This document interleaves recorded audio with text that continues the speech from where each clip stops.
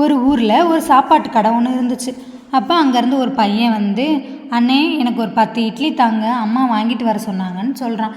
அதுக்கு அந்த ஓனர் சொல்கிறாரு, ஆல்ரெடி அதிகமாக கடன் இருக்குது, சரி இருந்தாலும் நான் தர்றேன், நீ அம்மாட்ட போய் பழைய பாக்கியெல்லாம் திருப்பி சீக்கிரம் தரணும்னு சொல்லிடுன்னு சொல்கிறாங்க.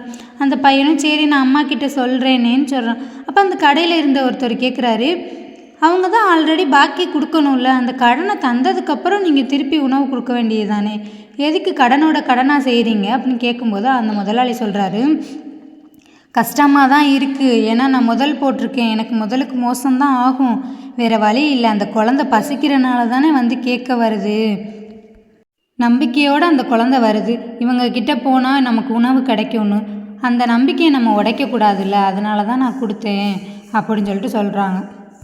இப்போ நான் அந்த பயலுக்கு உணவு கொடுக்கலைன்னா அவன் என்ன செய்வான், தன் தாய் பசியாக இருக்காங்கன்னு சொல்லிட்டு திருட்டு புத்தியில் ஈடுபடுவான். அதே தான் அந்த அம்மா என்ன செய்யும், தான் பிள்ளை பசியாக இருக்குது அப்படிங்கிறதுக்காக தப்பான வழியில் ஈடுபடுவாங்க.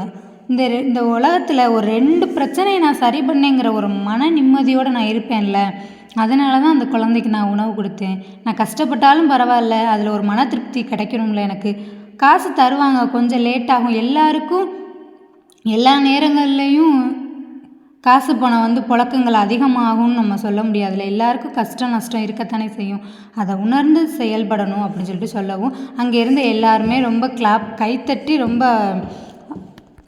அந்த முதலாளியை பாராட்டினாங்க. இறைவன் இல்லாட்டாலும் இறைவனோட செயல் எப்படியும் ஏதாச்சும் ஒன்று நடக்கத்தானே செய்யும்.